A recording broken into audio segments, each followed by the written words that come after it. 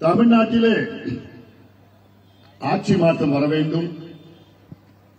அப்பொழுதுதான் தமிழ்நாட்டில் உள்ள பெண்களுக்கு பாதுகாப்பு கிடைக்கும்.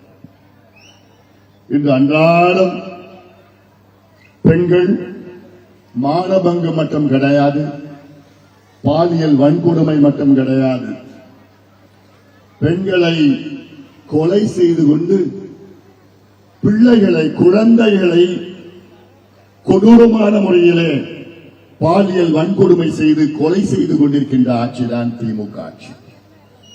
அதனால்தான் தமிழ்நாட்டில் ஒரு ஆட்சி மாற்றம் வந்தால்தான், எடப்பாடி பழனிசாமி அவர்கள் முதலமைச்சராக வந்தால்தான் பெண்களுக்கு பாதுகாப்பு கிடைக்கும். குறிப்பாக உங்கள் பெண் பிள்ளைகளுக்கு பாதுகாப்பு கிடைக்கும். இது ஒரு காரணம் போதும். இந்த ஒரு காரணம் போதும் இந்த தொகுதிகளை பாடி செல்வம் அவர்கள் வெற்றி பெற்றாக வேண்டும். மாம்பழம் இந்த தொகுதியிலே வெற்றி பெற்றாக வேண்டும். எடப்பாடி பழனிசாமி அவர்கள் முதலமைச்சராக வர வேண்டும்.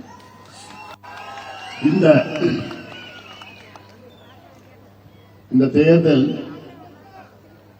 தமிழ்நாட்டின் எதிர்காலத்தை கருதி அண்ணா திமுக கூட்டணி வெற்றி பெற்றாக வேண்டும்.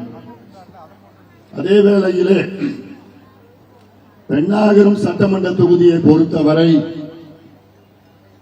நம்முடைய செல்வம் அவர்கள் வெற்றி பெற்றாக வேண்டும். அதில் மிக முக்கிய ஒரு காரணம் இருக்கிறது.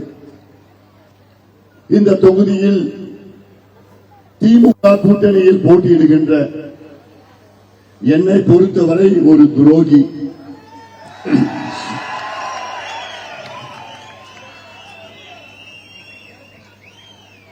காரணம்